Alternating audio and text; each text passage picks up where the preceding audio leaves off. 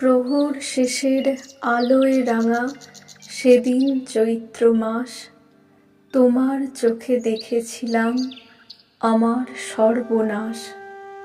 এ সংসারের নিত্য খেলায়, প্রতিদিনের প্রাণের মেলায়, বাটে ঘাটে হাজার লোকের হাস্য পরিহাস, মাঝখানে তার তোমার চোখে আমার সর্বনাশ।